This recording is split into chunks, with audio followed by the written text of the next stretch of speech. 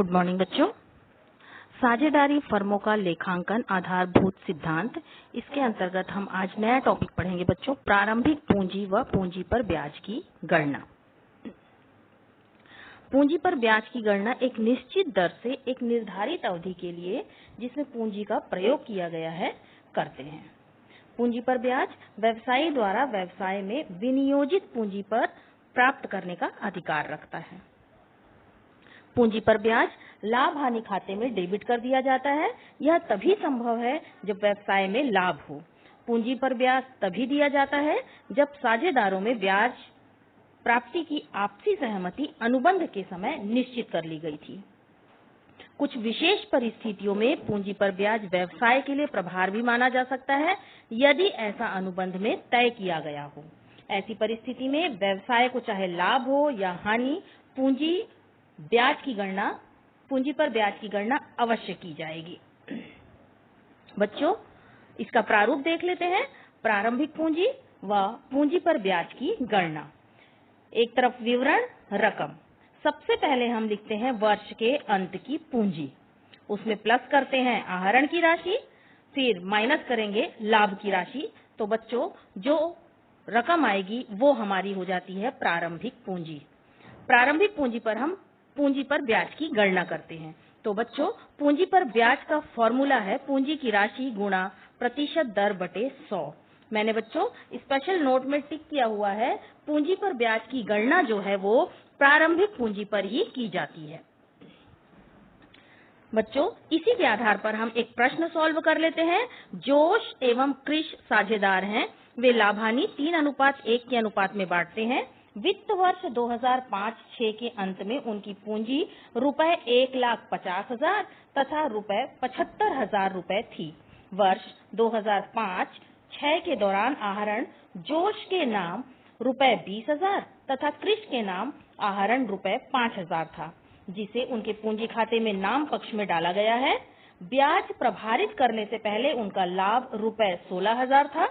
कृष 1 अक्टूबर 2005 को रुपए 16,000 अतिरिक्त पूंजी फर्म में लाया। पूंजी पर 12% प्रति वर्ष की दर से ब्याज की गणना करें। तो बच्चों, इसको हम सॉल्व कर लेते हैं। सबसे पहले परफॉर्मा बनाते हैं हम और ऊपर में लिखेंगे प्रारंभिक पूंजी व पूंजी पर ब्याज की गणना। सबसे पहले विवरण। 2 साझेदार हैं, पहला है जोश और दूसरा है कृष।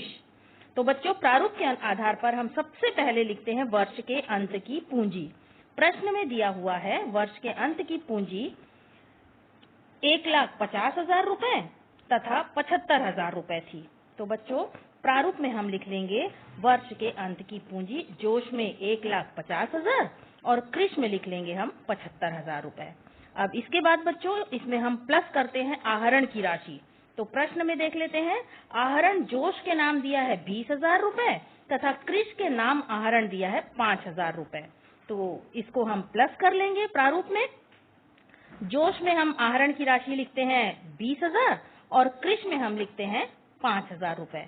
प्लस कर देंगे बच्चों, तो जोश की रकम निकल जाती है 1,70,000 और कृष की राशि आ जाती है 80,000 रुपए। अब बच्चों माइनस कर देंगे वर्ष का लाभ। तो प्रश्न में दिया है वर्ष का लाभ, हमारे में दिया है बच्चों प्रश्न में 16,000 रुपए। तो वर्किंग नोट में आ जाते हैं और वर्किंग नोट में हम लाभ का विभाजन कर लेंगे। अनुपात दिया हुआ है प्रश्न में 3:1। तो बच्चों, इसकी गणना कर लेते हैं। जोश का भाग आ जाएगा 16,000 गुणा 3/4। 3:1, टोटल रकम 4 हो गई, तो जोश का भाग आ जाएगा 3/4। रकम निकालेंगे तो आएगा 12,000 रुपए। इसी प्रकार से कृष का निकाल लेते हैं बच्चों। 16,000 गुणा 1/4 भाग निकालेंगे तो इसकी राशि आ जाएगी बच्चों 4,000 रुपए। तो वर्ष का लाभ जो है जोश में हम लिख देंगे 12,000 और कृष में लिख देंगे हम 4,000। तो बच्चों, माइनस करने से जोश की राशि जो है आएगी 1,58,000 और कृष की जो राशि है वो आएगी 76,000 रुपए। बच्चों, प्रश्न में अतिरिक्त पूंजी भी दिया है, देख लेते हैं। अतिरिक्त पूंजी दिया है 16,000 रुपए और ये किसको मिला है? कृष को मिला है। कृष को अतिरिक्त पूंजी 16,000 रुपए। तो बच्चों, इसको लिख लेते हैं प्रारूप में। माइनस कर देंगे अतिरिक्त पूंजी। जोश में कुछ भी नहीं है, कृष में लिखेंगे हम 16,000 रुपए। बच्चों अब इसको माइनस कर लेते हैं। जोश का रकम आएगा 1,58,000 और कृष की जो रकम आएगी वो है 60,000 रुपए। ये है हमारी प्रारंभिक पूंजी। तो बच्चों यहाँ पर हमारा प्रारंभिक पूंजी बन जाएगा। अब नेक्स्ट हम बनाएंगे पूंजी पर ब्याज की गणना। पूंजी पर ब्याज करते हैं बच्चों, तो उसका परफॉर्मा होता है प्रारंभिक पूंजी गुणा प्रतिशत बटे 100। तो प्रारंभिक पूंजी की राशि जो है, जोश की राशि है हमारे पास 1,58,000 रुपए।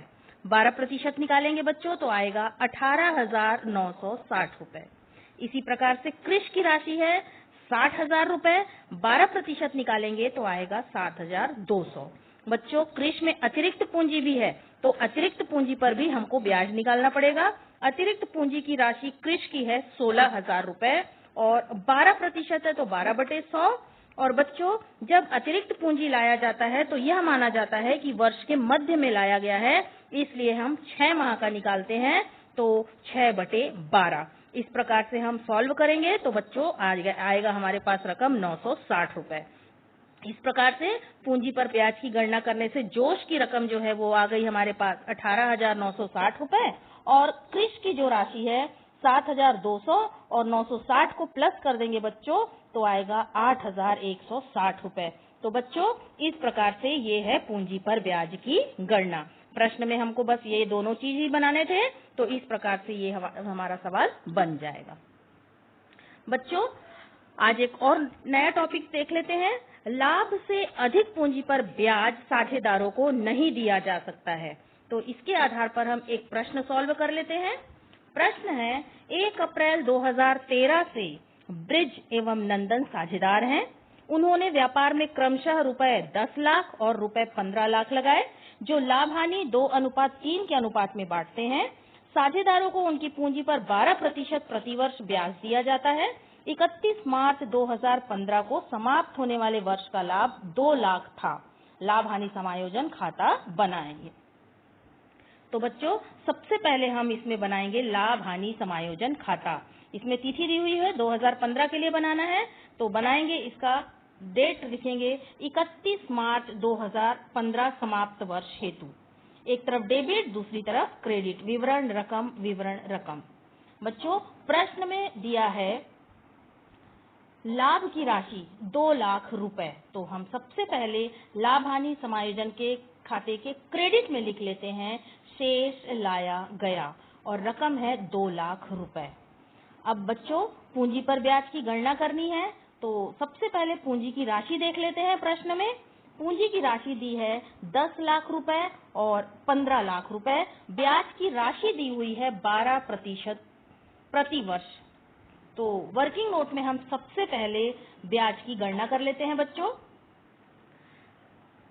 पूंजी पर ब्याज की गणना। ब्रिज की राशि है 10 लाख रुपए। 10 लाख का बच्चों 12% हम निकालते हैं तो आएगा 1,20,000 रुपए।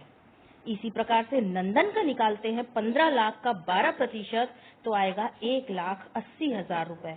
बच्चों इस ब्याज को अगर हम प्लस कर देते हैं तो कुल ब्याज की राशि आती है 3 लाख रुपए।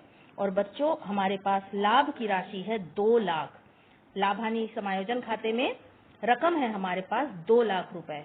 तो हम लाभ से ज्यादा रकम पूंजी पर ब्याज नहीं दे सकते हैं, तो हमें अब कुल राशि जो है 3 लाख है और हमारे पास लाभ की राशि है 2 लाख। तो हमें फिर इस लाभ के आधार पर ब्याज की गणना करनी पड़ेगी, क्योंकि हम लाभ से ज्यादा ब्याज नहीं दे सकते हैं। तो ब्रिज की राशि हम फिर से निकालेंगे, ब्याज की गणना करेंगे। 1,20,000 रुपए ब्रिज की राशि है और टोटल लाभ की राशि हमारे पास 2 लाख है और जब हमने अभी ब्याज निकाला उस टोटल राशि है 3 लाख रुपए। तो इसको हम सॉल्व करेंगे बच्चों तो हमारा आ जाएगा 80,000 रुपए। इसी प्रकार से नंदन का करेंगे। नंदन के लाभ का भाग है, ब्याज की राशि है नंदन की 1,80,000 रुपए और हमारे पास लाभ की राशि है बच्चों 2 लाख रुपए और कुल ब्याज की राशि आई है 3 लाख रुपए। इसको सॉल्व करेंगे तो हमारी रकम आ जाएगी 1,20,000 रुपए। तो बच्चों इसका टोटल हम करते हैं तो आता है 2 लाख रुपए। तो बच्चों इस प्रकार से हम पूंजी पर ब्याज की राशि निकालेंगे।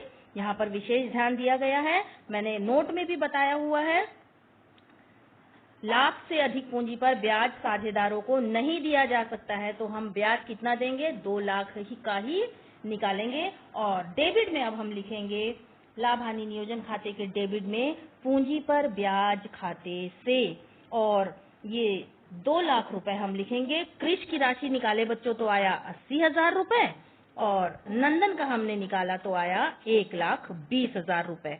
तो इस प्रकार से हम डेबिट की राशि जो है, पहले क्रेडिट की राशि देख लेते हैं। क्रेडिट में 2 लाख रुपए है, तो क्रेडिट का टोटल हम बंद कर देंगे, और इसी प्रकार से डेबिट का जो राशि है वो भी हमारा 2 लाख रुपए से बंद हो जाएगा बच्चों।